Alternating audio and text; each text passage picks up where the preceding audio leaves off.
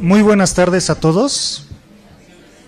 Les damos la bienvenida nuevamente y sobre todo les agradecemos el que hayan permanecido con nosotros en esta que es la última mesa de este coloquio que ha durado los últimos 3 días. De parte de algunos de mis compañeros, pues les renovamos esas gracias de que nos han acompañado, han estado aquí y respondieron a esta propuesta que esperamos, con ustedes apoyándonos, se siga dando más adelante y se abra para otros espacios en otras escuelas, por lo menos de aquí de la Ciudad de México, quizás ya un poco más adelante en otras áreas del país. Bien, pues vamos a comenzar con esta, que es nuestra última mesa, como dije, que lleva como tema reflexiones sobre vampiras, prostitutas y brujas en México. Okay. Vamos a comenzar, le vamos a dar la palabra a Alejandra Moreno Sánchez. Ella es pasante en especialidad de etnología por parte de esta Escuela Nacional de Antropología e Historia y nos va a dar la ponencia Donde habitan las brujas, una aproximación a las brujas contemporáneas. Bienvenida.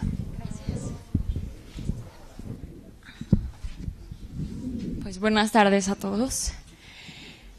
Como bien decía mi compañero, pues el tema se llama Donde habitan las brujas, una aproximación a las brujas modernas. Por favor. Bueno, les puse como recordatorio. Dice, no creer en la brujería es la mayor herejía, ¿no? Les recuerdo que la iglesia primitiva condenaba a los herejes a la excomunión, privándola de participar de la salvación de las almas del anunciado juicio final. Así que pues sí tendremos como es como una advertencia, ¿no? Por eso yo no quiero como dejarme de ver ese gran espectáculo del juicio final y pues prefiero creer en las brujas. Pues mi propósito para esta pequeña investigación fue dar cuenta de la existencia de las brujas, o de brujas, no las brujas, en nuestro contexto social y aproximarme a ellas. Con ello es dar un panorama de este fenómeno social y entender a qué responde. Pareciera en primer momento que este término de brujas responde al pasado, ¿no? En el momento que hablamos de ello, nos remontamos como a las hogueras, a lo mejor, a Maléfica, ¿no? En el caso del cine, a seres condenados y demás, ¿no? Pero es una realidad, me parece, bastante vigente. Cuando empecé como a trabajar con estos personajes, pues me di cuenta que estaba el término bastante pues en boga hasta cierto punto, puedo decir como eso.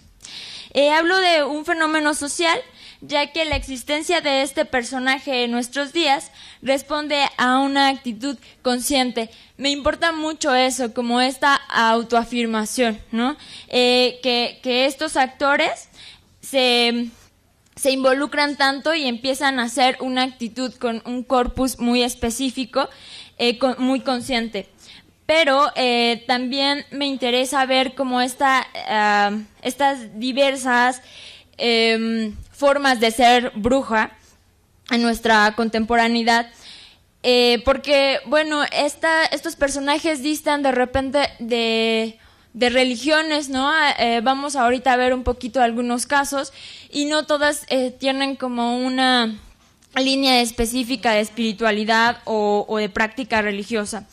También sus formas filosóficas son bastante distantes, de repente permea la parte política en algunos casos, pero su núcleo duro es autoafirmarse, autonombrarse brujas. También me era muy importante trabajar con este estereotipo, pensando, pues sí, cómo se ha llevado a cabo en nuestro imaginario colectivo y entre más se habla, entre más se analiza no quería como dar una respuesta ni mucho menos, pero sí quería que se empezar como a tener este acercamiento con estos personajes para erradicar como esta parte negativa. Por favor. Bueno, el presente trabajo lo trabajé con testimonios y fotografías exprofesas para dar cuenta de la existencia de brujas contemporáneas en nuestra sociedad. Poquito antes. Bueno, les platico como rápidamente, la idea me surge pensando en que el término es como muy común, por lo menos dentro de mi cotidianidad, no solo con gente practicante de la corriente espiritual Wicca, sino también de algunas amigas que tienen como corrientes políticas muy marcadas, ¿no? El activismo también. O sea, entonces, de repente, este término me sonaba mucho, hacía mucho ruido en mí. Y bueno, pues dije, ¿cómo puedo hacer una convocatoria así como muy abierta? Y pensé en que pues uno de los medios importantes en nuestra época pues es el Facebook. Entonces eso me permitía como tener un universo más abierto, y puse así como quien se autonombre, quien se considere, independientemente de su religión, de su corriente de filosófica y demás, quien se identifique con este término, me gustaría que colaboraran conmigo en esta investigación. Fue muy loco, aunque no me parece descabellado, que de repente las solicitudes venían así como muy rápido. Tuve 29 personas que me pidieron, pero de repente cuando les platiqué que teníamos también que hacer una entrevista, que se tenían que, o sea, que este término tenía que ser muy suyo, ¿no? Pues se hizo un filtro, ya que me parece que nuestra época es ser un poquito como, o sea, como tener una plataforma para verte, para que el otro te vea, para que el otro te escuche, podía ser un arma de dos filos, porque a lo mejor, o sea, hubo gente que me decía, no, pues yo sí soy bruja, pero ya cuando les platiqué, pues como que ya dijeron, no, pues no quiero, como, o sea, fue como interesante este filtro, ¿no? Que me pareció bastante acertado. Bueno, este tema también atraviesa por el tema de género, ¿no? Esta cuestión es muy importante para mí, porque en esta convocatoria solamente puse el término bruja, no mis amigas brujas o nada de esta connotación, y aparecieron hombres también así muy rápidamente. Entonces cuando vi las entrevistas, ¿no? Así como pues arrojó así, no solamente parte de los hombres, sino de las mujeres también. Decían, es que ser bruja no tiene nada que ver con el género, ¿no? Fue para mí interesante, porque siempre nos hemos como basado o sea, pensamos brujas, luego como mujer, ¿no? Bueno, pues mi marco teórico, ahora sí, fue el interrelacionismo simbólico, porque, bueno, quería tomar muy en cuenta al actor, ¿no? A sus significantes, y que ellos asignaran como sus propios como corpus, ¿no? Si no quería dejar de lado y decir, ay, no, pues es que tú no te ves como muy bruja, ¿no?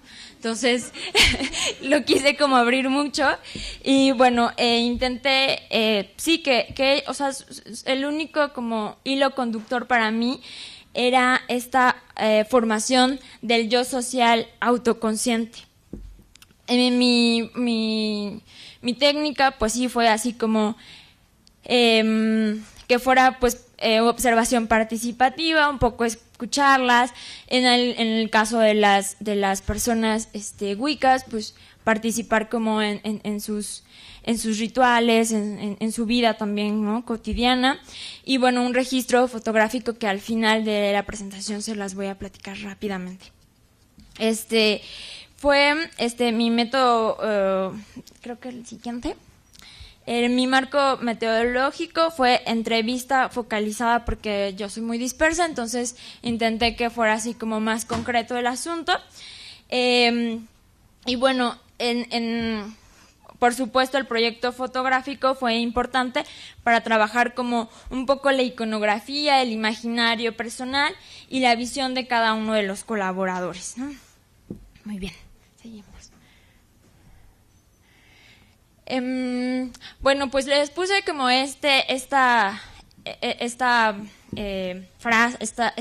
fragmento de canción que seguramente ya se las han de haber cantado, bailado y demás, pero bueno, aquí tiene muchas connotaciones, ¿no? Nos damos cuenta que la bruja para nuestro imaginario es una mujer que nos puede convertir en maceta, que nos puede chupar la sangre, que bueno, tenemos un gran imaginario alrededor de ellas. O sea, cuando empiezo como a ver qué onda con las brujas antiguas para ahora entender como este fenómeno contemporáneo, pues hay como dos vertientes. Una parte de los teóricos dice que no son pues que nunca existieron, y que la parte del Estado pues hizo que o sea, creó esta figura, ¿no? Para hacer una represión, para tener el control, ¿no? De alguna forma. Y por otro lado, pues hablan de no son inventadas y realmente existieron casos. No me voy a como meter mucho en eso, en esta parte histórica, pero hay un libro, a mí me pareció muy interesante, Los terrenos del mal, y ahí es un estudio para mí bastante bueno, puntual, de estas dos vertientes de si existieron o no las brujas, ¿no? Pero bueno, voy a partir de que sí existen, porque en realidad las percibí, las vi, las olí, y pues ellas creen que son brujas, entonces para mí es importante como defender esa tesis. Pero bueno, la gente los teóricos que sí dicen que existieron, pues en general, para mi ver, hay un término muy común en todos los textos, que es la incomodidad. Hay una incomodidad de la bruja, ¿no? O sea, hacia la bruja. O te da miedo, o es fea y espanta, ¿no? Es fea, está arrugada,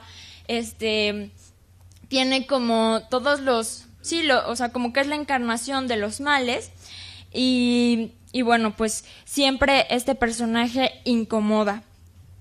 En el martillo de las brujas, para hacer como una síntesis de qué onda con las brujas, dice: ellas vuelan en palos, animales y demonios, se encuentran en las noches con el demonio, hacen un pacto con el diablo, tienen sexo con el diablo, y el porcentaje mayor es en mujeres, ¿no? Otra vez regresamos a la connotación negativa con las mujeres, y bueno, al final el ganón es el diablo, ¿no? Siempre tienen que ver las brujas con el diablo en este imaginario. En el libro de Marta Robles, Mujeres, mitos y diosas, menciona que las hadas dirigen al destino humano, mientras que las brujas alteran el orden y el bienestar en el instante que se entregan a los misterios de la hechicería.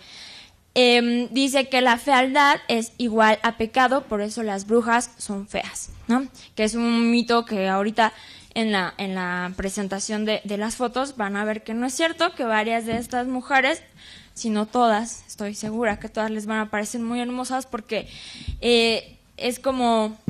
Vamos a hablar un poquito de los cánones estéticos con este imaginario que ellas tienen, ¿no?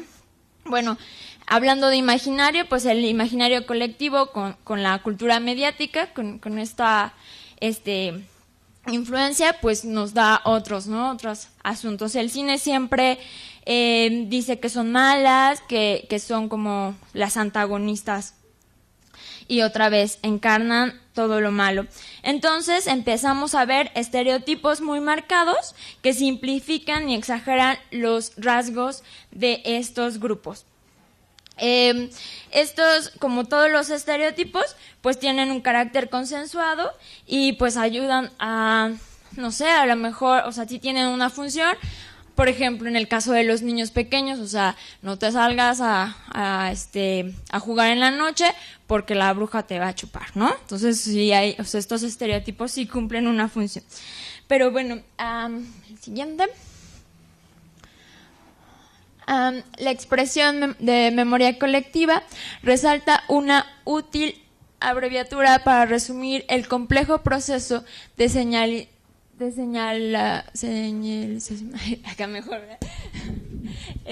selección e interpretación, y pone de relieve el paralelismo entre las formas en que el pasado se registra y se recuerda.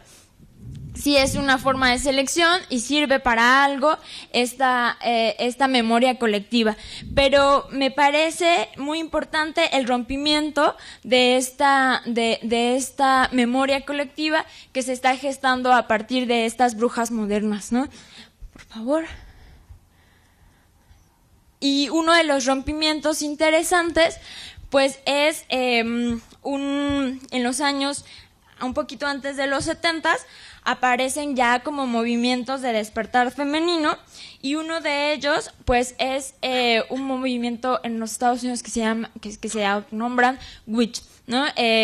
Esta conspiración terrorista internacional de las mujeres del infierno es bastante interesante porque retoma este personaje y trabaja con esta bandera del feminismo, el activismo y también el empoderamiento, ¿no? Ya empezamos como a trabajar esta parte y la resignificación de este personaje. Y por el otro lado aparece hay muchos movimientos del despertar femenino, pero la Wicca es otro, ¿no? Retoma la antigua religión para ellos y empiezan a hacer un corpus de símbolos. Es una religión reconstructivista, ¿no? Empieza como a gestar esta parte, y bueno, ellos sí hacen brujería, porque eso es interesante, que estas brujas que se autonombran Witch, su movimiento, no hacen brujería, ¿no? Las brujas que no hacen brujería, es como interesante empezar como a ver estas construcciones sociales. La equidad de género empieza a ser más importante en la Wicca, en lugar de que solamente sea la bandera del feminismo, aunque no en todos los casos, ¿no? Y bueno, en lugar de ser un activismo, aunque en muchos casos en la religión Wicca sí hay mucho activismo, intento como hacer este corte, ¿no?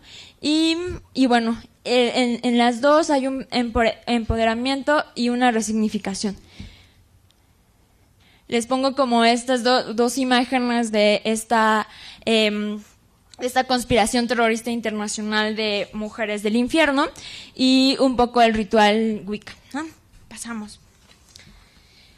Ahora sí, donde habitan las brujas es esta investigación. Ese es el resultado de este proceso que llevé a cabo. Fueron 11 colaboradores, 11 entrevistas y 22 fotografías que vamos a ver. Después de este viaje histórico, gran parte de ello se manifiesta, como ya decía, la incomodidad de la existencia por algunos sectores, ya sea políticos, religiosos o sociales. El personaje por sí mismo se aventura a lo proscrito y se manifiesta en contra de lo establecido. Vamos a empezar a ver algunos avances de esta investigación, y como bien les decía, los cánones estéticos parecen distar de ellas, ¿no? Porque no son así como muy así, ellas no se consideran, y ellos no se consideran perfectamente bellos y gloriosos y demás, por mantener como este estereotipo de la mujer o el hombre perfecto, sino porque ellas dicen que su cuerpo es sagrado, terminan siendo un templo y por ello son bellas, ¿no? Entonces los cánones estéticos empiezan como a modificarse también. La búsqueda de su conocimiento es esencial para ellas. Todo el tiempo en las entrevistas me decían eso, o sea, como el considerarse brujas les obliga a estar en búsqueda de respuestas, ¿no? Respuestas internas y también externas. Viven en un mundo simbólico y todo, porque para ellas todo pasa por algo, ¿no? Y buscan este equilibrio. En estas entrevistas me decían siempre eso, que buscaban la parte como encontrarse con la parte femenina y la parte masculina en sí, ¿no? Aunque eran 11 personalidades muy distintas y 11 visiones, por supuesto, muy distintas, sí tienen como cosas muy, muy en común. Pero bueno, sus ocupaciones en general, pues son, o sea, bueno, son de todo. Son odontólogas, tarotistas, astrólogas, investigadoras de física solar, bailarinas de danza contemporánea, biólogas, sacerdotisas wicca, artistas visuales, ingenieras náuticas, madres, psicólogas, asistentes médicas, estudiantes. Teníamos un universo de todo. No eran como solamente sanadoras a la mejor o tarotistas, sino tenían como toda una visión, todo un corpus, ¿no? Les quiero platicar un poquito como en síntesis las entrevistas, ¿no? Por ejemplo, ¿qué significa para ti ser bruja? Entre sus respuestas fue reconocer mi poder, dice, conocimiento, conectarse con la tierra, identidad, ser responsable de mis actos, entrar en otra realidad. Sí, la mayoría de estas 11 personas me dijeron que siempre se habían considerado brujas desde que tenían como conocimiento y desde que se acordaban. Eso para mí me resultó bastante inquietante, ¿no? Porque pareciera como de repente que este término tiende como, o sea, como a responder a algo específico, y en realidad ellas dicen que siempre se identificaron con eso, a pesar de que sus cuentos de niñas que era la antagonista, ¿no? Y para ellas tiene vigencia porque la figura de empoderamiento es importante, porque estamos en un quiebre de paradigma social y es necesario desechar estructuras antiguas. Esa es como la respuesta más común. Su género no es importante porque la parte, les decía, brujas no tiene género para ellas.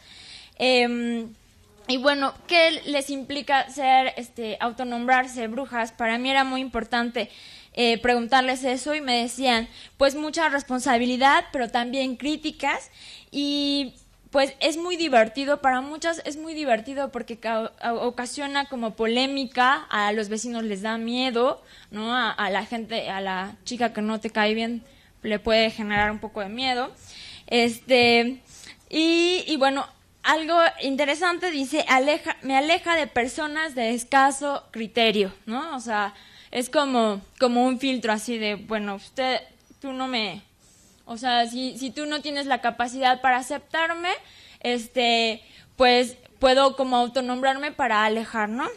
Y bueno, sí, la identidad para mí era como importante, crear una identidad y autonombrarse, como ya habíamos platicado. Y bueno, vamos ahora a pasar como a la presentación. Ajá. Les voy a mostrar como un poco de las 22 imágenes que se generaron. Yo les pedí dos cosas. Una pancartita donde dijera así como en síntesis qué era lo que ellas con lo que ellas se identificaran en una frase, y y un objeto, ¿no? Entonces, para mí fue muy importante y muy interesante porque la mayoría llevaba sus herramientas mágicas con las que hacían sus rituales, pero por ejemplo hay una bailarina que no llevaba nada de objeto, y entonces yo le dije, bueno, Candy, ¿qué onda, no? Y me dijo, pues mi instrumento más importante es mi cuerpo, ¿no?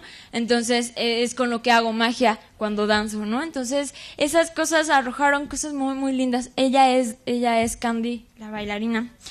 Y bueno, y por otro lado vemos que los carteles van a decir mucho yo, o sea, yo soy bruja, yo soy magia, yo soy.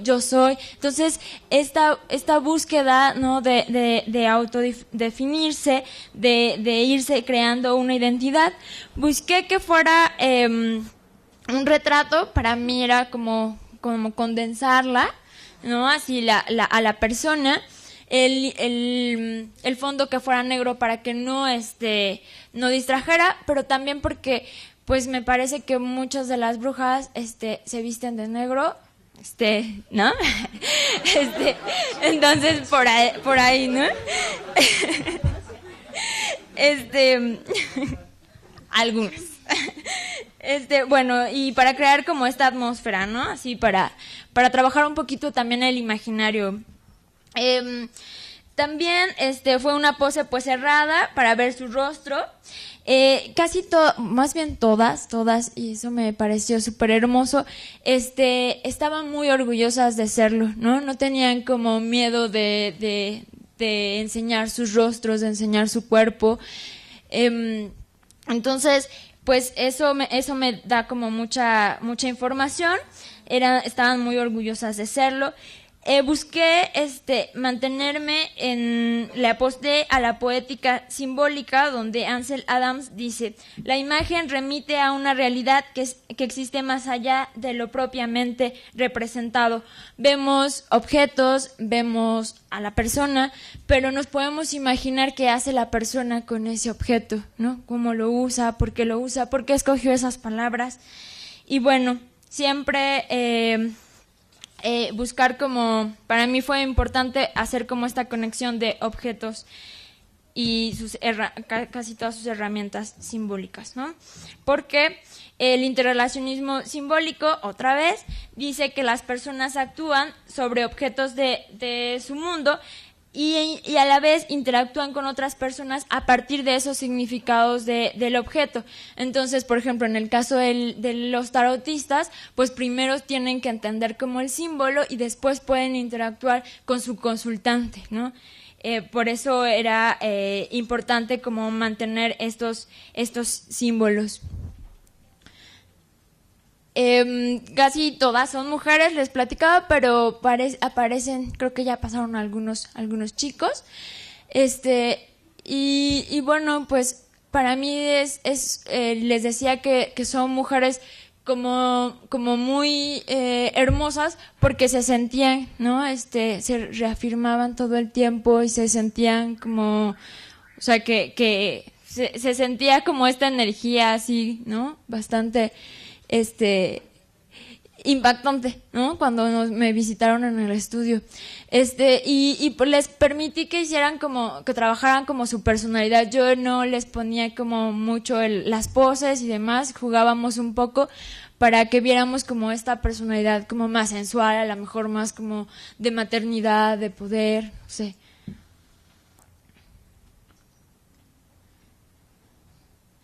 Aparecen como mamás, ¿no? Por ejemplo, esta mujer es una mamá de un bebito y pues me decía así que cuando se sentía más bruja era cuando estaba con su hijo, ¿no? O sea, como el alimentar a un ser, el educar a un ser, le hacía sentir como magia todo el tiempo, ¿no? Hubo unas con bebé, pero no me salieron muy bien porque el bebé se movía, entonces preferí como... y bueno, pues me resta como agradecerles su atención y también quiero agradecerles a estas personas, ¿no? A estos para mí templos sagrados que me permitieron escucharlos y fotografiarlos. Muchas gracias. Gracias.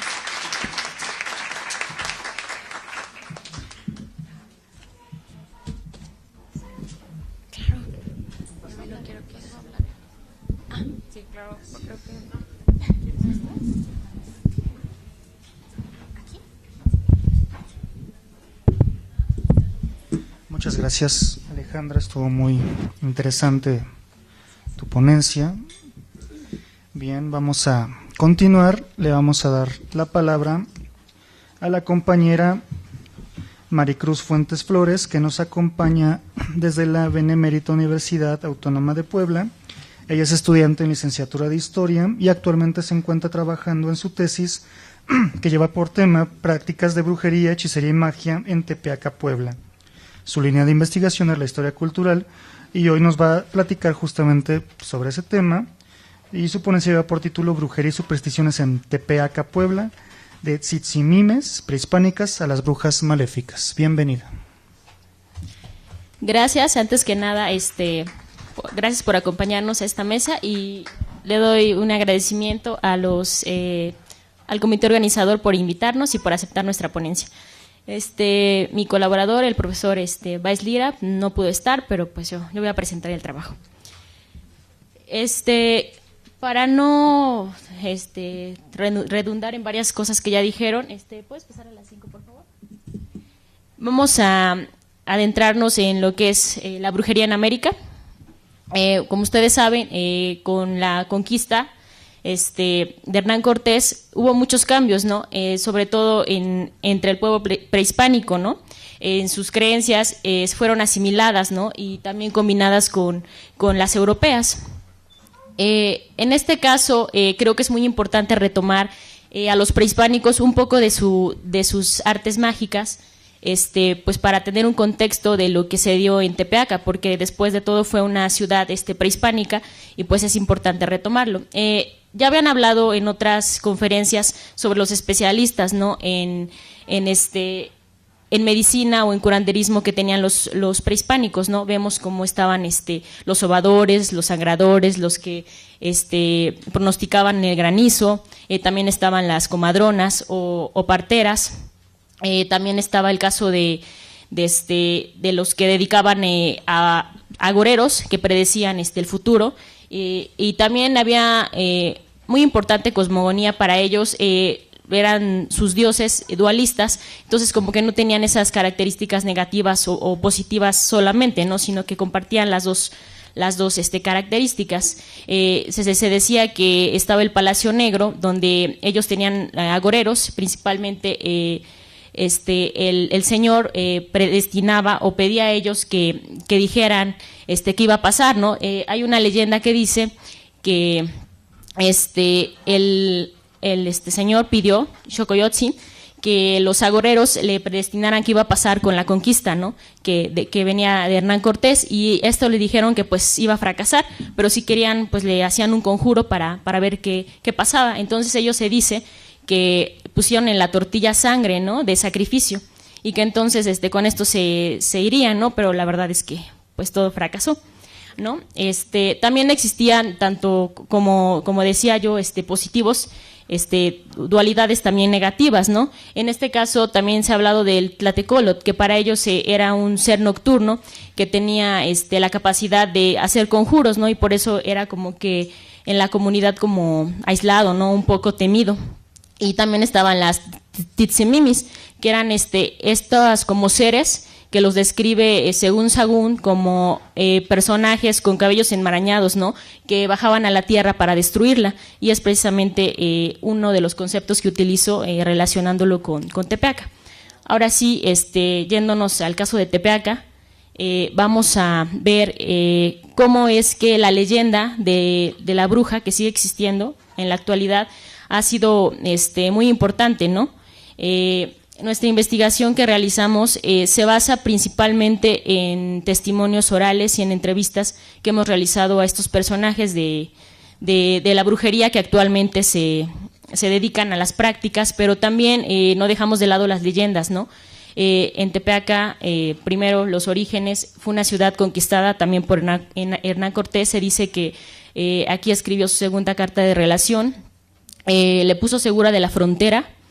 Y hay muchos casos después, cuando ya está la época novohispana, donde sobre todo Francisco Jiménez Villa, que es un cronista, dice que existen 200 fichas, ¿no? del ramo inquisitorial que demuestran la existencia de que hubo procesos, ¿no?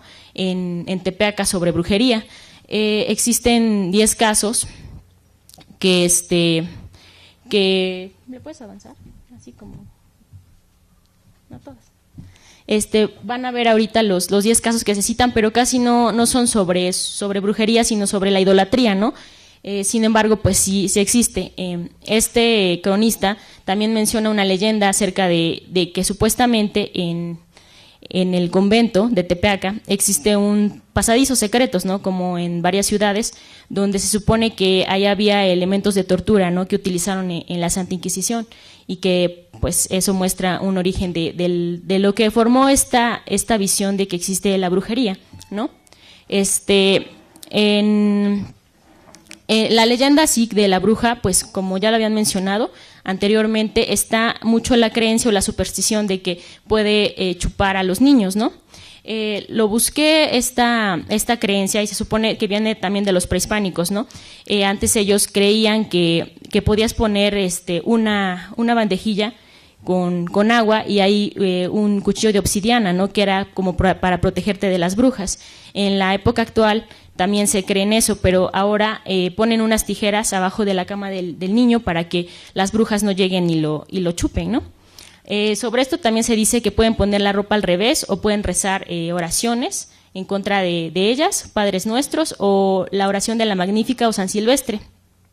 Este mito también los prehispánicos comparten cierto parecido, porque ellos también creían que podías ahuyentar al nahual haciendo lo mismo, ¿no?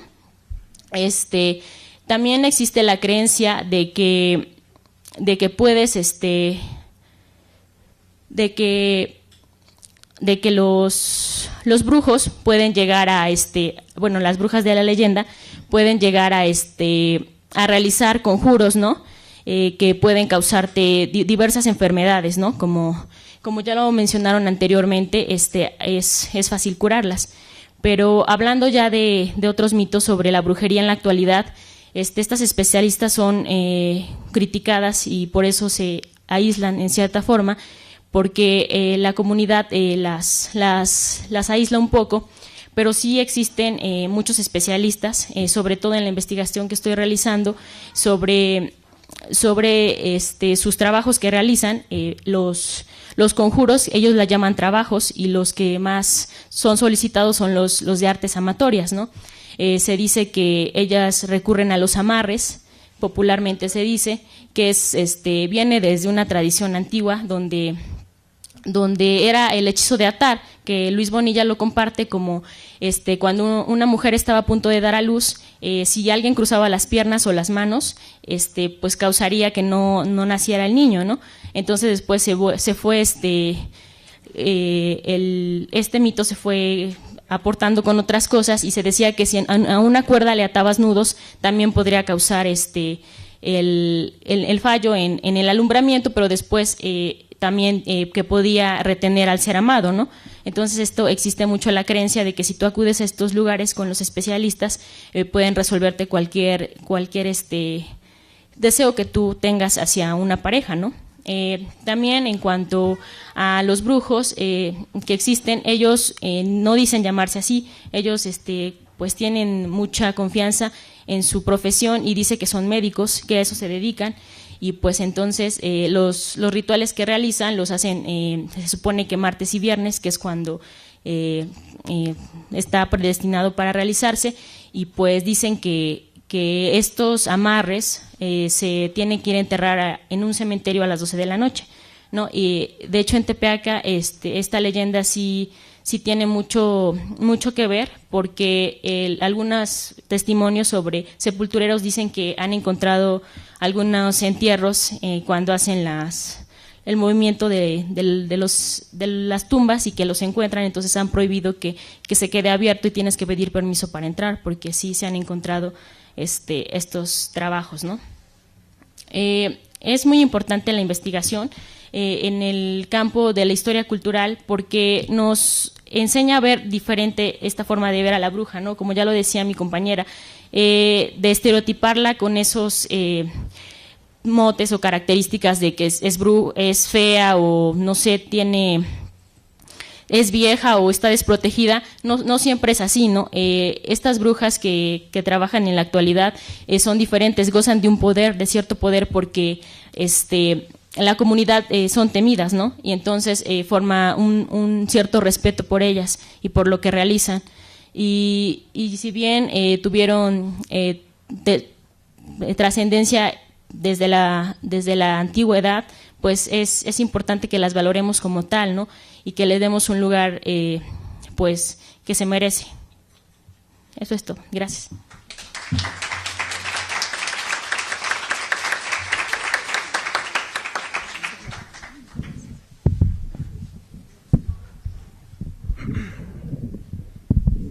Muchas gracias, Maricruz. Pues muy rápida tu ponencia, pero estuvo muy interesante. Gracias. Así que nos sobra tiempo. Bueno, vamos a darle ahora la palabra a la licenciada Mariana Isabel Balbuena Martínez. Ella es licenciada en Historia por la Facultad de Estudios Superiores de Acatlán, de la Universidad Nacional Autónoma de México. Ella tiene una tesis sobre la producción cinematográfica de Luis Buñuel, titulada La voluptuosa castidad, análisis histórico del filme Susana, carne y demonio de Luis Buñuel. Tiene varias actividades extracurriculares como la ponencia Un divino para el surrealismo, la presencia del Marqués de Sade en las obras de Apollinaire, Belmer y Buñuel, dada en la Facultad de Filosofía y Letras. Ha sido moderadora de la Mesa del Cine como Constructor de Imaginarios en la Facultad de Estudios Superiores de Acatlán, entre otros actos. Nos va a presentar ahora la ponencia que lleva por título De brujas y vampiras, la representación del mal en los filmes Veneno para las hadas y Alucarda. Bienvenida. Gracias. Muchas gracias a todos. Buenas tardes. Y bueno, en general yo trabajo historia del cine y en este día voy a hablar de dos películas dentro de la producción de cine mexicano que, aunque tenemos ciertos títulos de terror, vale la pena mencionar por la forma en la que los directores trasladaron ciertas creencias al celuloide. Y bueno, las creencias populares en torno a seres malignos constituyen una parte vital del imaginario de los pueblos. No obstante, si bien cada folclore puede llegar a tener criaturas muy particulares, también existen seres que han alcanzado un reconocimiento o adaptación en mayor parte de las culturas, como lo son las brujas y los vampiros. Y no carga mi Prezi. Ya, gracias. ¿Le puedes adelantar tantito, por favor? Ok. Eso es en cuanto al imaginario popular. Como ya lo habían comentado las otras compañeras, gran parte de esta representación y de esta asimilación en torno a las brujas y los vampiros, sobre todo desde finales del siglo XX, se debe a la cuestión cinematográfica. ¿Le puedes adelantar tantito, por favor? Aquí puse una imagen de cómo se representaba la bruja en tiempos más lejanos, finales de la Edad Media. Adelante, por favor. Cómo se creía que se veían los vampiros también en esta temporalidad. Pero el cine nos va a llevar a estos estereotipos, ¿no? La bruja mala del oeste, del mago de Oz, creo que puse ahí la bruja en el bosque y no alcanzo a ver qué otra. Bueno, pero todos tenemos claro de qué tipo de brujas estamos hablando. De igual manera, el vampiro en el cine tiene representaciones icónicas como lo son Nosferatu, como el Drácula de Bela Lugosi, bueno, como tal vez no tanto Brad Pitt, pero se ve muy bien de vampiro, ¿no? En Entrevista por el vampiro. Sin embargo, en el cine mexicano se han realizado diferentes discursos fílmicos que versan acerca de estos seres, y pese a que el género del terror no es uno de los más explotados o adoptados por nuestra industria, hay dos personajes, hay dos directores que no podemos olvidar. Uno de ellos, adelante por favor, es Carlos Enrique Taboada, el Duque del Terror. Supongo que todos hemos visto alguna de sus películas, o tal vez un poco más desconocido, Juan López Moctezuma. Así, la presente ponencia propone una revisión a la manera en que estos dos cineastas trasladaron parte del imaginario relacionado con brujas y vampiros a dos de sus filmes, Veneno para las hadas, de 1984, y Alucarda, o La hija de las tinieblas, de 1978, respectivamente, ya que ambas películas no solo representan características comunes de estas criaturas, sino que el eje principal de sus historias radica en el miedo que estas criaturas provocan en el hombre. Si el público no tuviera conciencia de la peligrosidad de la bruja o del vampiro, no tendríamos en sí la película del terror. En esta directriz se puntualizarán algunos de los elementos que ambos directores incluyeron en sus discursos fílmicos, mismos que sirven para generar esta temática siniestra o este temor en el público que está a la expectativa de qué es lo que ocurre en el filme. En primer lugar, debemos abordar la trayectoria cinematográfica de Carlos Enrique Taboada, pues su trabajo lo ha colocado como uno de los directores mexicanos más influyente, con su tetralogía conformada por Hasta el viento tiene miedo. ¿La han visto? Sí. ¿El libro de piedra? Sí. Bien. ¿Más negro que la noche? Sí. Las viejitas, no las nuevas. Sí. Ok. Y Veneno para las hadas. ¿Esa ya la vieron? Sí. Ah, bueno. Entonces sabemos, vamos bien. Estas 4 películas conforman uno de los pilares del cine de terror en nuestro país, pues todas narran historias, y ustedes lo saben porque ya las vieron, en las que los protagonistas se ven obligados a enfrentarse a situaciones sobrenaturales. Sin embargo, no es que del todo crean en estas situaciones, sino que se ven forzados a inmiscuirse y a luchar y hasta cierto punto de repente hasta perder en contra de estas situaciones totalmente fuera del alcance de los protagonistas. Hay cosas que destacan en el cine de Taboada, entre ellas el manejo correcto que tiene siempre del guión, las interpretaciones de los actores y sobre todo la ambientación de los filmes. Todos estos elementos se adaptan de una manera muy idónea para generar una atmósfera siniestra. Si ya la vieron, ¿estoy mintiendo? No. Estamos todavía de acuerdo. También es importante en este punto que gracias al acercamiento del público con estas nociones atribuidas al oculto es que en gran medida Taboada logra consolidarse como el gran cineasta que en cuanto a terror podemos considerar actualmente. En el caso de Veneno para las hadas, el hecho de que Taboada haya utilizado como mecanismo de terror el tema de la brujería es importante, pues la brujería tiene una connotación maligna, tal vez desde la publicación del Maleus Maleficarum o el Martillo de las Brujas en 1487. Sin embargo, desde el siglo XV la Iglesia se ha consolidado en una lucha en contra de toda práctica herética, toda práctica de brujería, y por lo tanto nosotros hasta nuestra época la podemos aprehender con H intermedia como algo malo, como algo contra lo que hay que cuidarse, algo contra lo que hay que luchar. De esta manera, Veneno para las hadas tiene un guión que permanece fiel a la creencia medieval de que la brujería es un elemento dañino para el hombre. Sin embargo, algo que es importante de Taboada, y que ya comentaron mis compañeras, es que casi siempre en el cine o en el discurso, en el rito, en la leyenda, la bruja es vieja, la bruja es fea, la bruja es desagradable a la vista. ¿Podrías adelantarle? Sin embargo, Taboada nos va a mostrar que la bruja es Verónica, la niña rubia, la niña de 10 años, que está convencida de serlo, ¿no? Y como está convencida de que ella es una bruja, se la pasa aterrorizando a su mejor amiga, Flavia, con la constante amenaza de que como tiene poderes, la va a poder destruir si algo de lo que hace Flavia a Verónica no le parece. En este punto es importante señalar que en Veneno para las hadas, el director permite que la imaginación de las niñas desborde. Y este ejercicio imaginativo que tienen las pequeñas es tan amplio que ya sabemos que se genera un final bastante trágico. Sin embargo, también Taboada nos lleva a un punto en el cual el propio espectador se puede llegar a preguntar hasta qué punto es verdad que Verónica sea una bruja. ¿Por qué? Porque, al igual que en otro de sus filmes, Taboada lo que hace es generar ciertas situaciones a las cuales no se les puede dar una explicación lógica, y ¿qué es lo más sensato? Recurrir a la superstición. Si no le doy una explicación racional, pues entonces es cosa de brujas o es cosa de fantasmas, etcétera. Es así como Taboada consigue trasladar la lucha entre el bien y el mal, esta lucha que mencionaba yo, sobre todo en cuanto a la religión, a un contexto histórico en el cual supuestamente la superstición ya no es tan vigente. Estamos hablando de los años 80. No obstante, la inexistente diferenciación que hay entre lo bueno y lo malo, sobre todo si pensamos en lo que Verónica o la bruja piensa de sí misma, es importante, pues lo que busca realmente Verónica es transgredir el orden. ¿Podrías adelantarle?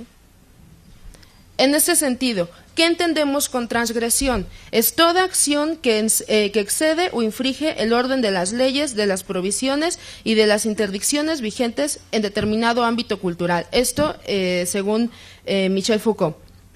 Es decir, Verónica lo único que desea es transgredir, es causar mal. Ella quiere ser la bruja más mala de todos. ¿Por qué? Porque las brujas lo pueden todo, y lo dice dentro del filme.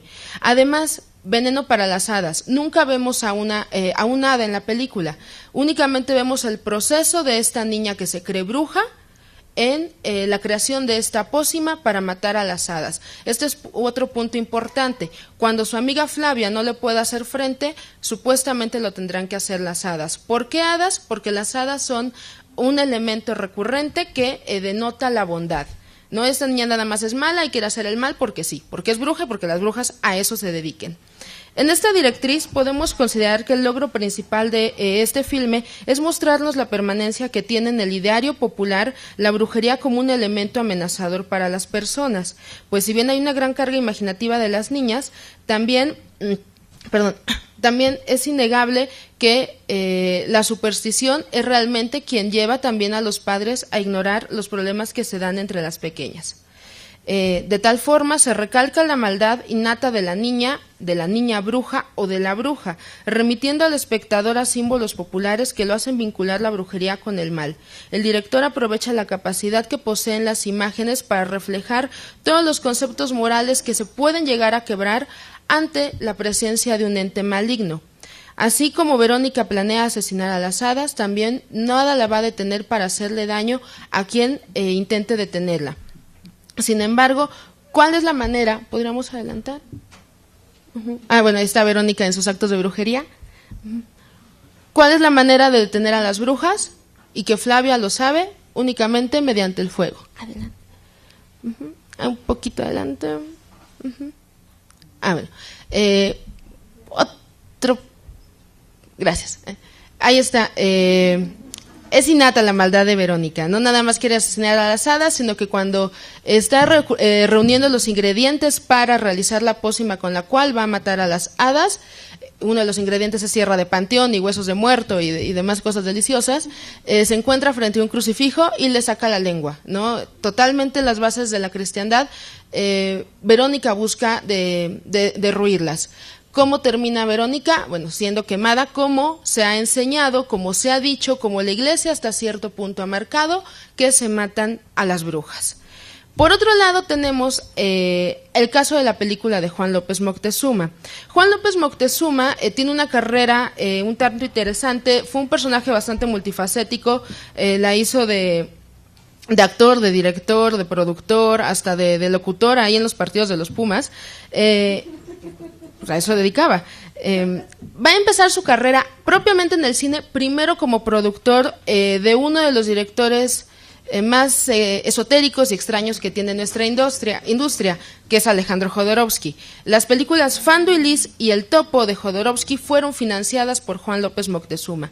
Posteriormente, López Moctezuma ya decidió hacer sus propias películas, va a incursionar con su ópera prima La Mansión de la Locura en 1973, pero desde ese punto nosotros vamos a notar que la línea de López Moctezuma va a estar marcada por este sendero siniestro, este sendero un tanto terrorífico, también lésbico, sexual, sangriento, un gore muy leve, pero va a alcanzar ya cierto reconocimiento en 1977 con su película Alucarda o La hija de las tinieblas.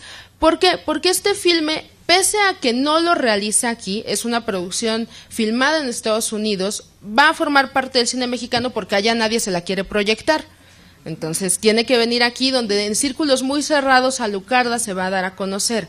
Esta película tiene elementos de la cinematografía, de la literatura del Marqués de Sade, es una adaptación muy libre de la novela Carmila de Joseph Sheridan Le Fanu, y realmente, además de estos puntos, es la manera sórdida, violenta, sexual que Moctezuma ocupa para representar la idea del vampiro, lo que va a generar que Alucarda se convierta a una obra hasta cierto punto de culto. Ya saben, de estas películas series B que son tan malas que llegan a ser buenas, ¿no? En ese punto puede estar Alucarda.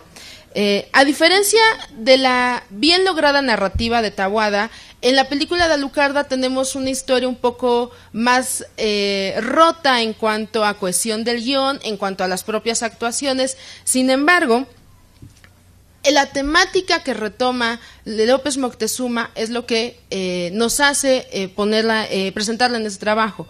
¿Por qué? Porque si consideramos la trascendencia cinematográfica del vampiro, y digo, ya vimos a vampiros hegemónicos para este caso, aventarse con una película sobre vampirismo es un tanto arriesgado. Sin embargo, López Moctezuma sale bien librado. ¿Por qué?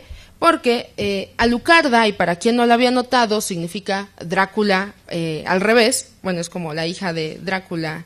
Bueno, lean Alucarda del final para adelante y es como Drácula adaptado de manera extraña, ¿no? Alucarda desea poseer a su compañera de escuela, Justine, que es la representación de la bondad. Justine, si hemos leído a Sade, sabemos que es la protagonista de todos los martirios o de los infortunios de la virtud para este autor francés. Nuevamente vemos a dos mujeres que representan la confrontación entre lo bueno y lo malo. Sin embargo, así como Flavia en Veneno para las Hadas llega al punto de acceder en la ayuda para Verónica y la creación del veneno, aquí también vamos a ver que Justine pues va a dar de su parte para apoyar a Alucarda a generar una legión de vampiros satánicos y demás. Asimismo, en La hija de las tinieblas tenemos un final violento. Sin embargo, aquí no queda claro cuál de los dos bandos gana. No sabemos si realmente porque las dos chicas mueran, eso es un final feliz. Por otra parte, a diferencia de las brujas de Taboada, López Moctezuma trasladó al celuloide un ser, si bien ya, como ya indiqué, un poco más arriesgado, que también tiene una reminiscencia medieval. Así como las brujas ya las habíamos ubicado desde la publicación del Maleus Maleficarum, en el folclore medieval existe la figura de los revinientes, es decir, son seres que tienen un carácter voraz y peligroso. ¿A qué se dedican los vampiros? A chupar sangre y pues por lo tanto a matar personas. Sin embargo, otra forma que tienen los vampiros para transgredir el orden es el estar vivos sin estarlo.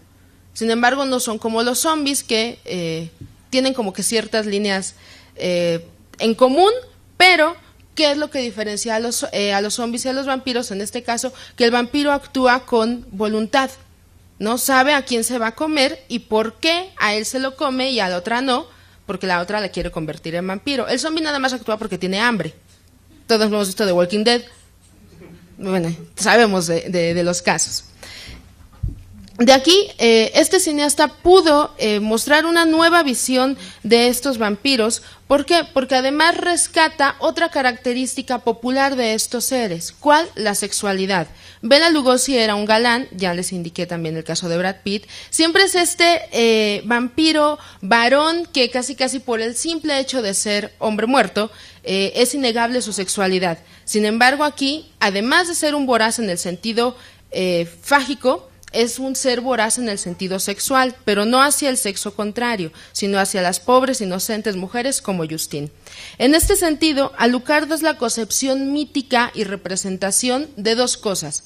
Por un lado, la violencia sexual y la antropofagia, que son transgresiones al orden social, ¿no? Supongo que violadores y caníbales, nadie quiere estar cerca de uno. Ok. Por eso el vampiro es un elemento persecutor para el ser humano. Más allá de las acciones de la protagonista, de nueva cuenta es la concepción de su naturaleza depredadora lo que la convierte en un elemento digno de destruir. Y en esta idea, también como confrontación a ideas religiosas, a quebrantamiento de órdenes morales, es que Alucarda se va a desenvolver. Aunque a diferencia de las obras de Taboada, las películas de Moctezuma, de López Moctezuma no son reconocidas, podemos considerar que es acertada la opinión que tenía Carlos Monsiváis sobre este director, abro cita. Juan López Moctezuma es y seguirá siendo un cineasta sorpresivo, un artífice del cine de horror, un desalmado que le recupera el alma a los espectadores de sus películas. No es un cineasta marginal, más bien quienes no han visto sus películas se han marginado de la experiencia del que no creyó en el límite y por eso enriqueció nuestro sentido de la sorpresa. Un punto de cohesión trascendente que existe entre Veneno para las Hadas y Alucarda es la incapacidad que tienen los protagonistas para resolver sus conflictos, pues en ambas películas las historias se centran en mujeres jóvenes o en niñas o adolescentes respectivamente que se ven aisladas a la esfera de control de los adultos, actúan de manera autónoma y sin embargo no tienen como claro los límites de la maldad y por eso vemos que las historias se desencadenan de esta forma. Además, ambos filmes exploran la presencia de seres reconocidos por el ideario popular, respectivamente la bruja y el vampiro, quienes solamente buscan rebasar los límites de la bondad. ¿Para qué? Para llegar al plano de la maldad y así prácticamente generar desorden. Eso es lo único que tienen como objetivo tanto Verónica como Alucarda. ¿Qué es lo importante aquí? Que a diferencia del cine de Estados Unidos, particularmente el cine de terror, que se basa en el shocking o en el boo, ¿no? O sea, ya sabemos, este susto rápido, esta música que te antecede a que algo va a salir y sigues viendo. El cine de terror mexicano tiene la característica muy puntual, sobre todo en esta época, de ser un cine que te provoca temor, no porque te vaya a salir ay la niña bruja o ay la vampira, sino por el escenario, porque tú ya sabes la peligrosidad que representan, esta atmósfera siniestra que te crean. No estamos a la espera de un fotograma que te espante, como sí en las películas de Estados Unidos. Además, ambas protagonistas son una representación de la otredad, de todo lo que es ajeno, de todo lo que se sale de la esfera de la cotidianidad. Es decir, tanto Verónica como Alucarda están en contra de la moral, de la moral conservadora, de la religiosidad. ¿Ponemos? Gracias. Así como Verónica le sacaba la lengua al crucifijo en el panteón, cuando a Alucarda le dan un rosario, se le empieza a quemar la mano y bueno, evidentemente no le agrada esta experiencia. Además están en contra del orden impuesto por la esfera de los adultos. Únicamente quieren transgredir el orden, transgredir los límites hasta conseguirlo. No debemos olvidar que el género de terror es uno de los recursos más empleados por la industria cinematográfica. Sin embargo, realmente toda esta industria lo único que busca es vulnerar nuestro orden a través de la pantalla. ¿De qué son las películas de terror? Podemos encontrarnos desde brujería, vampirismo, ya mencioné a los zombies, licantropía, hasta hay historias basadas en asesinos seriales como la clásica, no sé, La Masacre en Texas. Y todas son películas que buscan la misma reacción en nosotros espectadores. Sin embargo, ¿podemos adelantar? Los pocos títulos del cine mexicano en cuanto al terror, sobre todo si nos enfocamos en aquellos que sí dan miedo, más que afianzarse en estrategias visuales y narrativas muy de la industria extranjera, adelante, enraizan sus historias en los miedos populares, en el temor de ver cómo se simbran los dilemas morales y la religiosidad. Aquí vemos parte de una misa negra que se lleva a cabo en Alucarda y este elemento disgustante para el público en cuanto a lo que a lo mejor la religión puede representar para una persona. Para finalizar, gracias. Deberíamos de preguntarnos, ¿cuán macabras son las brujas de Oz, la figura del proyecto de la bruja de Blair o las alumnas de Suspiria, si las comparamos con una niña como Verónica que únicamente desea ser la bruja más mala de todas? O bien, ¿son mejores los vampiros de Nosferatu, Drácula o Entrevista con el vampiro a comparación de Alucarda, quien comete un asesinato tumultuario dentro de un convento? La respuesta a estas interrogantes obviamente es subjetiva. No obstante, no debemos dejar de lado que la superstición es un conjunto de creencias carentes totalmente de bases lógicas. Sin embargo, son incondicionalmente aceptadas y cuando esta aceptación a una idea determinada toma forma práctica, como en Veneno para las Hadas, quemar a la bruja, o en Alucarda, clavar al vampiro, realmente adquieren un carácter protectivo para la comunidad.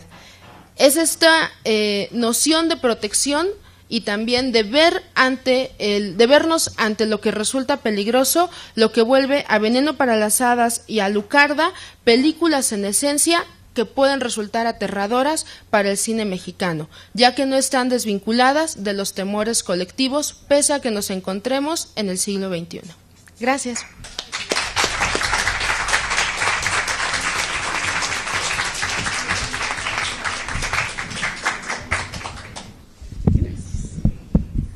Muchas gracias, Mariana, muy interesante, padrísima esta ponencia cinematográfica.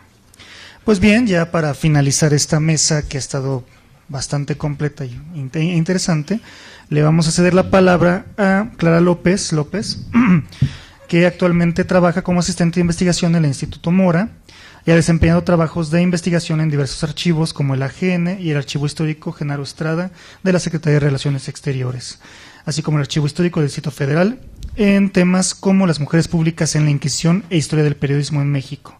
Sus líneas de investigación son la vida cotidiana, la historia de la sexualidad, mujeres en la Ciudad de México. Y ella nos va a presentar la ponencia que lleva como título Mujeres públicas y hechicería en la Ciudad de México y Campeche, los casos de María de la Concepción, alias la Tintorera, y María de la Luz Rebolledo, alias la Ceibana. Bienvenida. Muchas gracias. Buenas tardes. Yo voy a leer mi ponencia. Esta es la primera vez que me presento en un coloquio y estoy muy nerviosa. Entonces yo voy a comenzar por... La verdad. Bueno, a ver, el título de esta ponencia se llama Mujeres públicas y hechicería, los casos de María de la Concepción Peralta, alias la Tintorera, y María de la Luz Rebolledo, alias la Ceibana. Iniciaré hablando de las mujeres en general, para luego referirme a la hechicería y finalmente a las mujeres públicas en la práctica de la misma. Con este trabajo pretendo dar respuesta a la pregunta ¿para qué se usaron la hechicería? ¿Para qué usaron las mujeres públicas la hechicería en el siglo XVIII en la Ciudad de México? La Ciudad de México en el siglo XVIII tenía una gran vitalidad, ya que en ella se desarrollaban actividades económicas, políticas y religiosas. La ciudad era abastecida por dos mercados, el Parián y el Baratillo, los cuales proveían de diversos artículos. Era una ciudad habitada por las castas que se habían derivado de la mezcla de españoles, negros e indios, donde a pesar de esta división étnica, convivían, cantaban, bailaban, disfrutaban de paseos, ingerían chingere y pulque. En sus calles se comía, se trabajaba y, por supuesto, era el espacio donde las parejas iniciaban sus coqueteos. Dentro de esta ciudad, las mujeres vivían en un modelo de resguardo, castidad y obediencia, y de una sexualidad controlada por el deseo masculino y ejercida exclusivamente dentro del matrimonio con miras a la reproducción. Sin embargo, dicho modelo no era cumplido por todas. Aquellas que no gozaban de comodidades tuvieron que salir de sus hogares a ejercer los más diversos oficios, como lavanderas, cocineras, amas de leche, vendedoras de frutas, y otras más se dedicaron a la prostitución. Debo aclarar que en este siglo se denominó mujer pública a aquellas mujeres que se dedicaron a dicho oficio. La prostitución se entendió en este siglo XVIII como el exponer, entregar, abandonar a una mujer a la pública deshonra. En el mundo prostibulario se llamó lenon, lenocinante, proxeneta, rufián, alcahueta, a los que explotaron y vivieron de este oficio. Sin embargo, ¿cuál fue la causa por la cual las mujeres se dedicaban a la prostitución? Una respuesta le ofrece el artículo Prostitución, sexualidad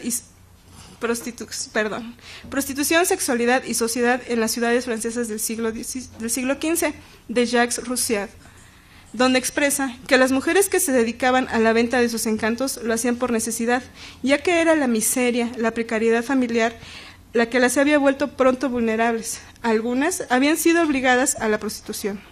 En el caso del México novohispano, se consideran también la falta de oportunidades para la mujer en el siglo XVIII, el abandono temporal o definitivo de sus cónyuges, la viudez, o bien la falta de instituciones que les brindaran protección. Cabe recordar que durante el siglo XVIII, instituciones como los recogimientos de mujeres fueron desapareciendo. Las mujeres públicas trabajaron en parques, pulquerías, en los resquicios de la catedral, en mercados, lupanares, etc. Así, el mercado de la prostitución en la Ciudad de México ofreció a sus consumidores mestizas, españolas y mulatas. Ay, Dios. Las mestizas ejercían la prostitución especialmente en las pulquerías, donde entregaban sus encantos a la clientela que la frecuentaba. Las españolas contaron con más clientes, ya que ofrecían o daban un servicio similar al que se ofrecía en la península. Las mulatas fueron la competencia más cercana de las españolas, ya que su cuerpo resultaba atractivo para los novohispanos, no solo por el color de su piel, sino también por su atavío. El viajero Gemelli Carreri mencionó que el vestido y el atavío de las negras y mulatas es tan lascivo y sus ademanes y donaires tan embelezadores que hay muchos españoles, aún entre los de primera clase, que por ellas dejan a sus mujeres. Sobre el vestuario, que para esta época resulta bastante caro comprarlos, la investigadora Asunción Labrín dice que el precio de estos objetos oscilaba entre los 70 y los 150 pesos. Esto es mucho dinero y que eran comparables con el precio de un esclavo en buenas condiciones de salud en el siglo XVIII. Me interesa un poco esta parte del vestido porque hay algunas mujeres públicas que estaban muy cerca, digamos, que ejercían su oficio con gente de alcurnia, un virrey, un notario quizás, que les permitía o les pagaban, digamos, suficientes dineros para poder comprar esta clase de objetos, poder llegar a alquilar algún carruaje para trasladarse, ¿no? Entonces, bueno, por esto lo menciono. Sin embargo, existe también la otra contraparte de estas mujeres que no son, digamos, tan afortunadas con los dineros, y ellas buscan sus ingresos no son tan amplios, ¿no? Entonces, continúo diciendo que la mujer pública tampoco, bueno, refiriéndome un poco más a la cotidianidad, la mujer pública no se salvaba de pasar por distintas vicisitudes, como los embarazos o el compartir sus ganancias con la alcahueta que le conseguía clientes, como es el caso de Gertrudis Riojano, a quien, si le pagaban 3 pesos, daba la Castrejón, su alcahueta, 6 reales. Si eran 4, le daba 1 peso y 2 reales. El embarazo lo percibimos en el caso de Anita la Tlaxcalteca. Debo mencionar que dicha estrofa que voy a citar proviene de las décimas a prostitutas de la Ciudad de México, el cual es un cuadernillo que fue recogido por el Santo Oficio en el año de 1776. Cito: Anita la Tlaxcalteca, a chico y a grande se aplica. Cierto que es que en el 8 pica, más bien con viejo peca. Aunque el mucho riego seca y a una planta esteriliza, no es consecuencia precisa, pues advertirá el más ciego que el que mucho frecuente riego a esta niña fertiliza. Este es más o menos el panorama que yo tengo sobre las mujeres públicas y su situación. Ahora, entrando al tema de lo que es la superstición y la hechicería, yo comienzo haciendo definiciones propias de la superstición y hechicería, que yo creo que ya muchos en este coloquio se ha hablado de ello, y digo que para atraer a los clientes, las mujeres públicas, aparte de ser sus encantos personales, de sus vestidos atractivos, también recurrieron a la hechicería. Para introducirnos en el mundo de la hechicería, es necesario mencionar que esta fue concebida como una superstición, la cual tiene varias definiciones. Cito: creencia o práctica cuyo fundamento es ajeno a la religión, creencia extraña a la fe religiosa y contraria a la razón, o bien una fe desmedida o valoración excesiva respecto de algo. La hechicería se definió como cierto género de encantación con que ligan a la persona hechizada, de modo que le pervierten el juicio, y hacer querer lo que estando libre aborrecería.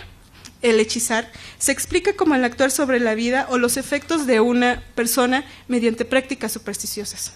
Estas concepciones de hechicería se entendieron como la práctica que pretendió actuar, influir, dominar la voluntad humana a través de medios u objetos a los cuales se les atribuyó alguna facultad de intervenir en el destino, fortuna, sentimiento o decisión del individuo. La función más frecuente que las mujeres que no se dedicaban a la prostitución fue la de el poder doblegar la voluntad masculina, consolidar la relación sentimental con el hombre de su interés, o bien como un medio de defensa para cambiar la conducta agresiva del cónyuge.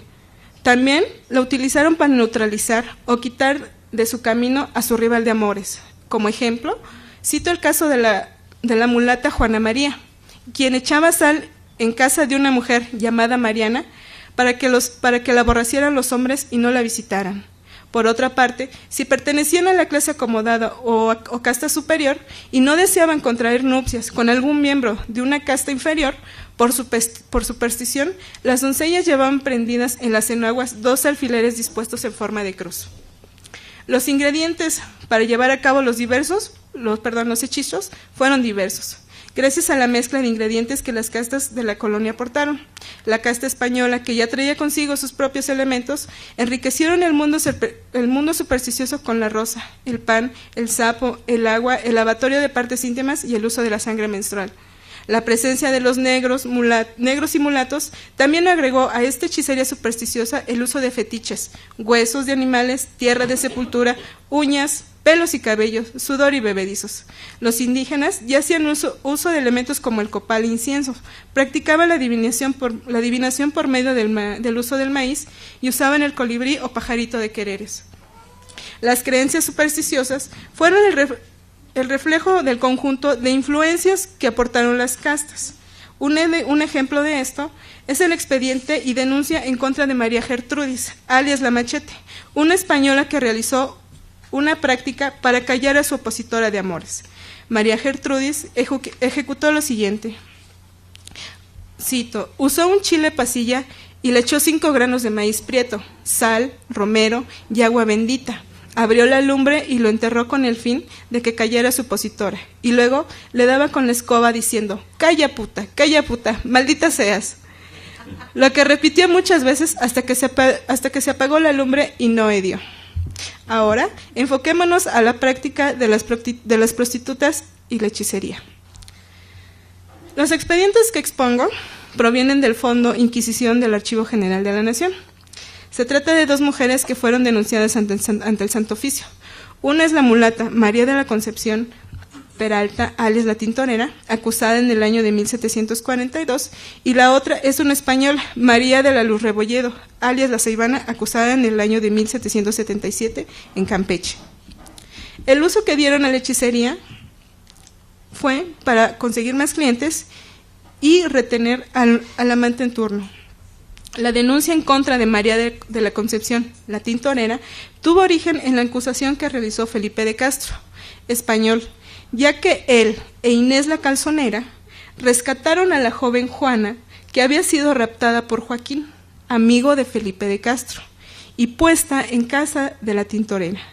Felipe de Castro declaró que tenía en su poder unas drogas que habían sido encontradas en el colchón de la Tintorera. Y así se inició el proceso de María de la Concepción. Aquí cabría preguntarse, ¿quién es María de la Concepción? María de la Concepción, alias la Tintorera, es una mulata, cito, de 50 años, estatura pequeña, su color bastante teñido, de su pelo algo rizo y su rostro señalado con 3 lunares muy negros. El uno en el lado izquierdo, en la parte superior de la mejilla, y los otros 2 colaterales a las narices. Se agregó que tiene fama de lenocinante. Cuando la Tintorera se presentó en el Santo Oficio, realizó 2 declaraciones que expusieron su situación en el difícil mundo femenino de la Ciudad de México. En su primera declaración dijo ser viuda, cito, que la casa de su habitación ha sido y era la presente, una accesoria que está junto a una casa de juncos en la calle nombrada de la Valvanera. Fin de la cita. Donde, cito, se ha ejercitado y ejercitaba actualmente en la pública prostitución, haciendo de este ejercicio oficio para pasar su vida en la corta esfera de mulata. María de la Concepción, fin de la cita. María de la Concepción tuvo que ejercitarse en la prostitución como un segundo oficio, porque mencionó lo siguiente, cito, que hallándose pobre por no alcanzarle su oficio de hilandera, habrá como 20 años que la tentó el enemigo, e incidió en el ejercicio de mundana, de suerte que en las noches se ponía en la puerta de su casa y condescendía al torpe gusto de que cualquier hombre la quisiese. Al rendir su segunda declaración, María aceptó que consiguió los ingredientes por medio de su amiga María Guadalupe, a quien describió como una española, soltera y ya vieja, pues tiene canas, quien, cito, condoliéndose de dicha su pobreza, la dijo que conocía una india, que podría dar y daría algunas cosas para que tuviese más fortuna y ganare más en su mundano oficio. Fin de la cita. Los ingredientes que le dieron a María de la Concepción la tintorera fueron los siguientes: un papel con polvos, un frijol taladrado por el medio, pendiente de un lazo de seda encarnada, una sarta de seda, asimismo encarnada con 4 cuentas redondas de hueso, 2 azules de vidrio, prolongadas en figura elíptica, una pieza de azabache en figura de mano, de las que comúnmente llaman higas, una mano y algunos pelos que parecen ser de gato, la que con sus uñas aprieta un coral ensartado en seda encarnada, 2 pajaritos sin pies ni cabeza, los que, aunque muy secos y desfigurados, al parecer son florisugos, también llamados chupamirtos.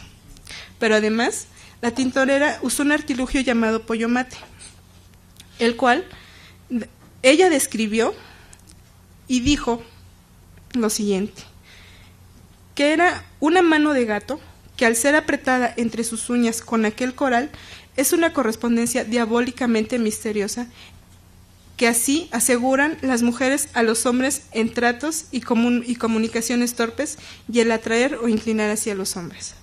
Como María de la Concepción no vio resultados ni aumento de clientes en el uso de estos ingredientes, recurrió por segunda ocasión a la india María, alias la Malinche, para que le compusiera nuevamente sus ingredientes.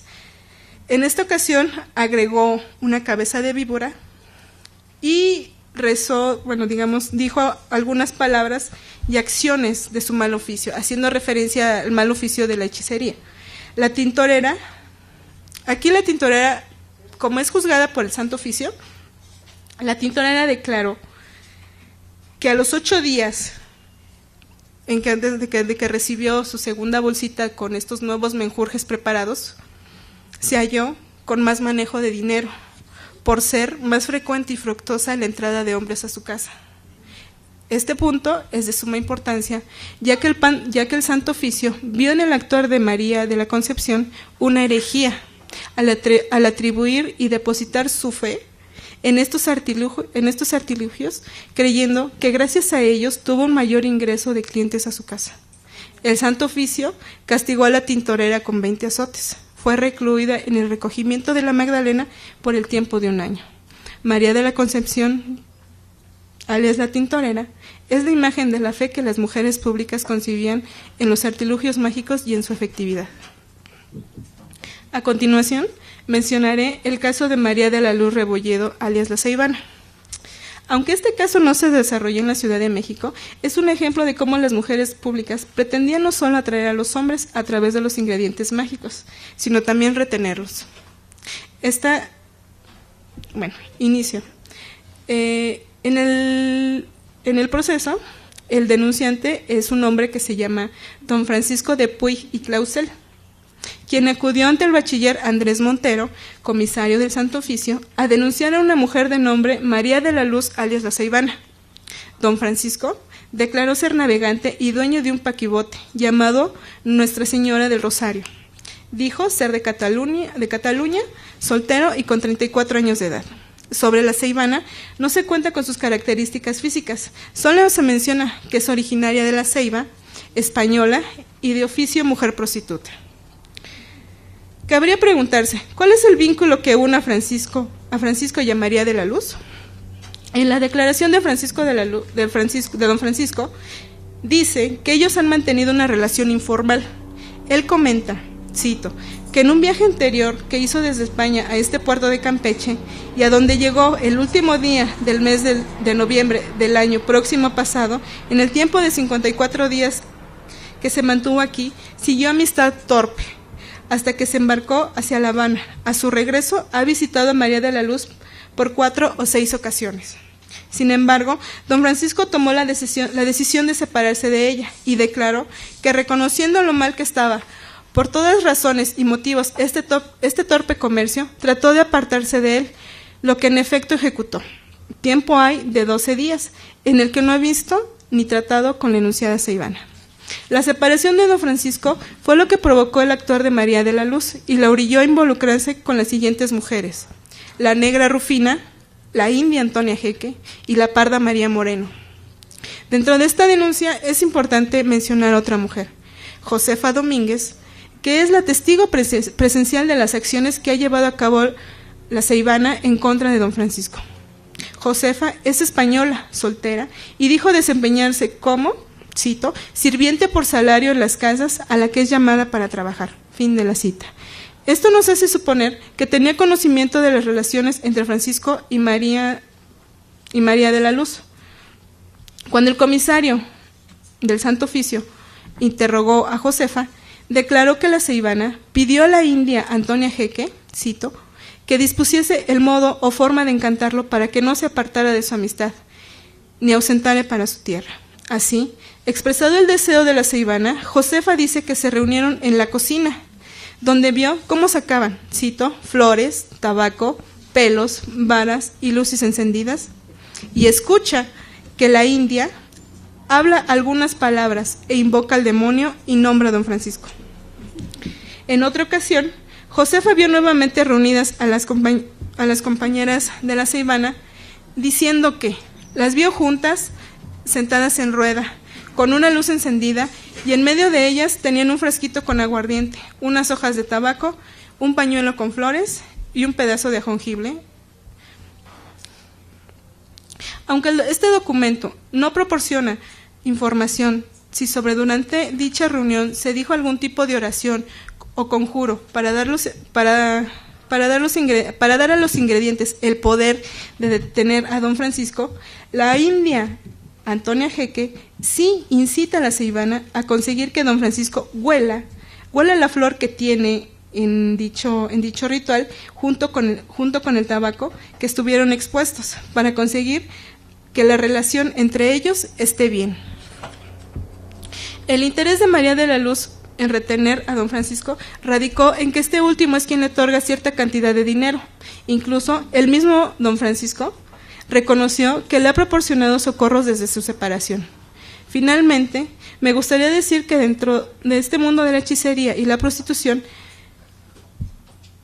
es necesario preguntarnos quién o quiénes se encargaban de elaborar o distribuir los ingredientes mágicos que habían consumido las mujeres públicas. Las mujeres indígenas, para mí en estos textos que he revisado durante el siglo XVIII, tienen una participación bastante constante. A lo mejor no son conscientes que están dando sus ingredientes a mujeres públicas, a prostitutas, pero sí mantienen una especie de contacto, de triangulación entre españolas, mulatas, indígenas, donde cada una se van como recetando y diciendo, sabes, te voy a dar esto, ¿no? O ten esto, ¿no? Yo hasta el momento no he encontrado en algún expediente del Fondo de Inquisición que diga la India le recetó o dio esta receta para encontrar para retener a tu amante o para encontrar a otro cliente. Yo no lo he encontrado. Esto a mí me hace supongo que estas recetas o estos menjurjes que ellas hacen van pasando de manera oral de unas a otras, ¿no? Y pues esto sería todo para mí.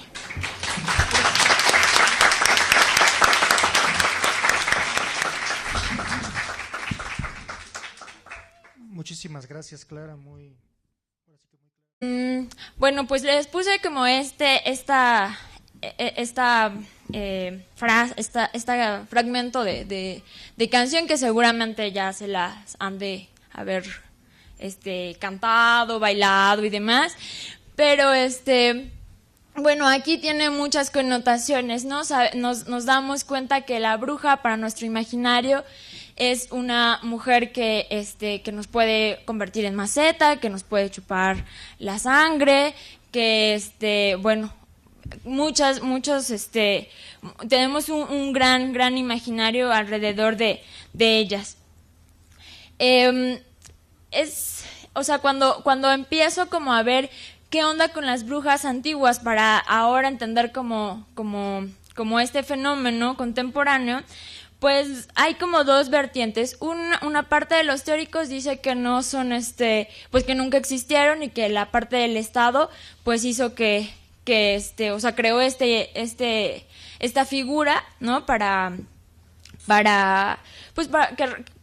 hacer una represión, para tener el control, ¿no? De alguna forma. Y por otro lado, pues hablan de no son inventadas y realmente existieron casos. No me voy a como meter mucho en eso, en esta parte histórica, pero hay un libro, a mí me pareció muy interesante, Los terrenos del mal, y ahí es un estudio para mí bastante bueno, puntual, de estas dos vertientes de si existieron o no las brujas, ¿no? Pero bueno, voy a partir de que sí existen porque en realidad las percibí, las vi, las olí y pues ellas creen que son brujas, entonces para mí es importante como defender esa tesis.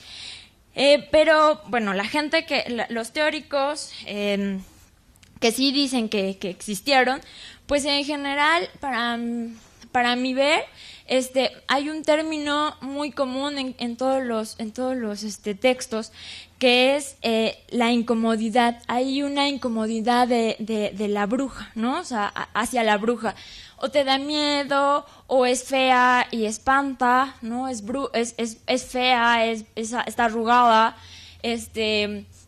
tiene como todos los... Sí, o sea, como que es la encarnación de los males y bueno, pues siempre este personaje incomoda.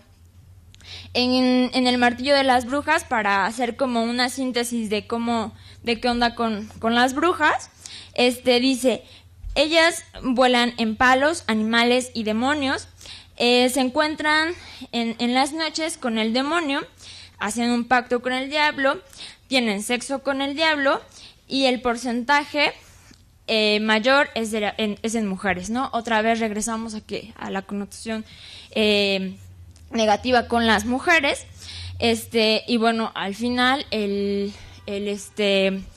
ganón es el diablo, ¿no? Siempre tienen que ver las brujas con el diablo en este imaginario. En el libro de Marta Robles, Mujeres, mitos y diosas, menciona que las hadas dirigen al destino humano, mientras que las brujas alteran el orden, ya que la existencia de este personaje en nuestros días responde a una actitud consciente. Me importa mucho eso, como esta autoafirmación, ¿no? Que estos actores se involucran tanto y empiezan a hacer una actitud con un corpus muy específico, muy consciente. Pero también me interesa ver cómo estas diversas formas de ser bruja en nuestra contemporaneidad, porque, bueno, estos personajes distan de repente de religiones, ¿no? Vamos ahorita a ver un poquito algunos casos y no todas tienen como una línea específica de espiritualidad o de práctica religiosa. También sus formas filosóficas son bastante distantes, de repente permea la parte política en algunos casos, pero su núcleo duro es autoafirmarse, autonombrarse brujas. También me era muy importante trabajar con este estereotipo, pensando, pues sí, cómo se ha llevado a cabo en nuestro imaginario colectivo, y entre más se habla, entre más se analiza, no quería como dar una respuesta ni mucho menos, pero sí quería empezar como a tener este acercamiento con estos personajes para erradicar como esta parte negativa. Por favor. Bueno, el presente trabajo lo trabajé con testimonios y fotografías exprofesas para dar cuenta de la existencia de brujas contemporáneas en nuestra sociedad. Poquito antes. Les platico como rápidamente, la idea me surge pensando en que el término es como muy común, por lo menos dentro de mi cotidianidad, no solo con gente practicante de la corriente espiritual Wicca, sino también de algunas amigas que tienen como corrientes políticas muy marcadas, ¿no? El activismo también. O sea, entonces, de repente, este término me sonaba mucho, hacía mucho ruido en mí. Y bueno, pues dije, ¿cómo puedo hacer una convocatoria así como muy abierta? Y pensé en que pues uno de los medios importantes en nuestra época pues es el Facebook. Entonces eso me permitía como tener un universo más abierto, y puse así como quien se autonombre, quien se considere, independientemente de su religión, de su corriente de filosófica y demás, quien se identifique con este término, me gustaría que colaboraran conmigo en esta investigación. Fue muy loco, aunque no me parece descabellado, que de repente las solicitudes venían así como muy rápido. El bienestar en el instante que se entregan a los misterios de la hechicería. Dice que la fealdad es igual a pecado, por eso las brujas son feas, ¿no? Que es un mito que ahorita en la presentación de las fotos van a ver que no es cierto, que varias de estas mujeres, si no todas, estoy segura que todas les van a parecer muy hermosas, porque es como, vamos a hablar un poquito de los cánones estéticos con este imaginario que ellas tienen, ¿no? Bueno, hablando de imaginario, pues el imaginario colectivo con la cultura mediática, con esta influencia, pues nos da otros asuntos. El cine siempre dice que son malas, que son como las antagonistas, y otra vez encarnan todo lo malo. Entonces empezamos a ver estereotipos muy marcados que simplifican y exageran los rasgos de estos grupos. Estos, como todos los estereotipos, pues tienen un carácter consensuado y pues ayudan a, no sé, a lo mejor, o sea, sí tienen una función. Por ejemplo, en el caso de los niños pequeños, o sea, no te salgas a jugar en la noche porque la bruja te va a chupar, ¿no? Entonces, sí hay, o sea, estos estereotipos sí cumplen una función. Pero bueno, el siguiente. La expresión de memoria colectiva resalta una útil abreviatura para resumir el complejo proceso de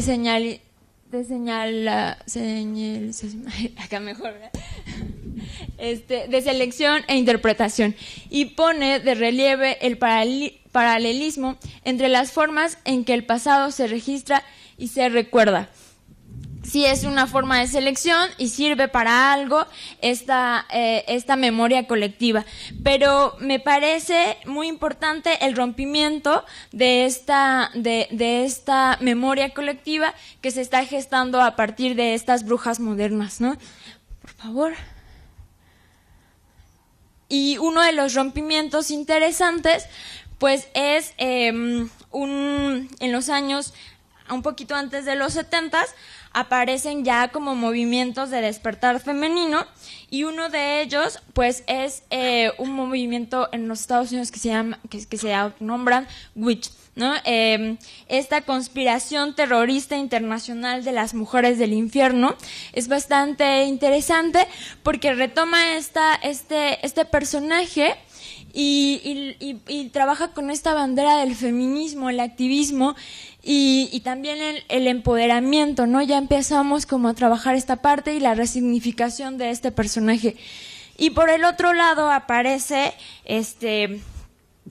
hay muchos movimientos del despertar femenino, pero la Wicca es otro, ¿no? Retoma la antigua religión para ellos y empiezan a hacer un corpus de símbolos.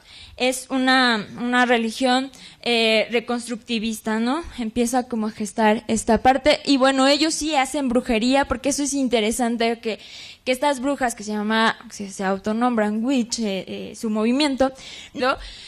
Tuve 29 personas que me pidieron, pero de repente cuando les platiqué que teníamos también que hacer una entrevista, que se tenían que, o sea, que este término tenía que ser muy suyo, ¿no?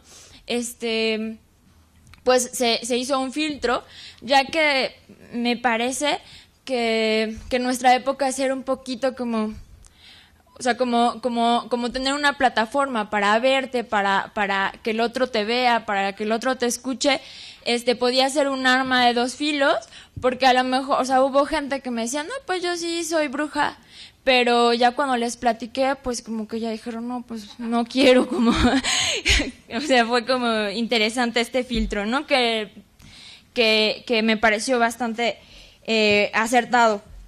Bueno, este tema también atraviesa por el tema de género, ¿no? Esta cuestión es muy importante para mí, porque en esta convocatoria solamente puse el término bruja, no mis amigas brujas o nada de esta connotación, y aparecieron hombres también así muy rápidamente. Entonces cuando vi las entrevistas, ¿no? Así como pues arrojó así, no solamente de parte de los hombres, sino de las mujeres también, decían, es que ser bruja no tiene nada que ver con el género, ¿no? Fue para mí interesante, porque siempre nos hemos como basado o sea, pensamos brujas, luego como mujer, ¿no? Bueno, pues mi marco teórico, ahora sí, fue el interrelacionismo simbólico, porque, bueno, quería tomar muy en cuenta al actor, ¿no? A sus significantes, y que ellos asignaran como sus propios como corpus, ¿no? Si no quería dejar de lado y decir, ay, no, pues es que tú no te ves como muy bruja, ¿no? Entonces lo quise como abrir mucho y bueno, intenté, sí que, o sea, el único como hilo conductor para mí era esta formación del yo social autoconsciente. Mi técnica, pues sí, fue así como que fuera pues observación participativa, un poco escucharlas. En el caso de las personas wiccas, pues participar como en sus rituales, en su vida también, ¿no? Cotidiana. Y bueno, un registro fotográfico que al final de la presentación se las voy a platicar rápidamente. Fue mi método, creo que el siguiente. Mi marco metodológico fue entrevista focalizada, porque yo soy muy dispersa, entonces intenté que fuera así como más concreto el asunto. Y bueno, por supuesto el proyecto fotográfico fue importante para trabajar como un poco la iconografía, el imaginario personal y la visión de cada uno de los colaboradores, ¿no? Muy bien, seguimos.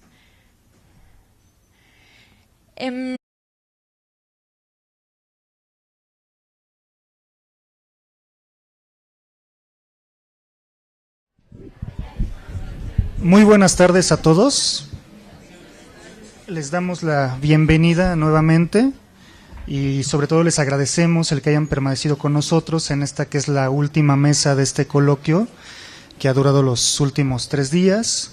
De parte de algunos de mis compañeros, pues les renombramos esas gracias de que nos han acompañado, han estado aquí y respondieron a esta propuesta que esperamos, con ustedes apoyándonos, se siga dando más adelante y se abra para otros espacios en otras escuelas, por lo menos de aquí de la Ciudad de México, quizás ya un poco más adelante en otras áreas del país. Bien, pues vamos a comenzar con esta, que es nuestra última mesa, como dije, que lleva como tema reflexiones sobre vampiras, prostitutas y brujas en México.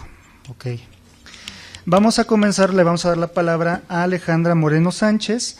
Ella es pasante en especialidad de etnología por parte de esta Escuela Nacional de Antropología e Historia y nos va a dar la ponencia Donde habitan las brujas, una aproximación a las brujas contemporáneas. Bienvenida.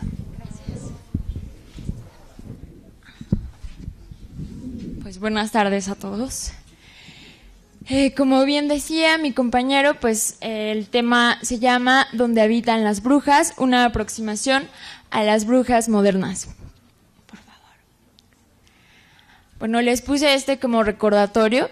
Dice, no creer en la brujería es la mayor herejía, ¿no?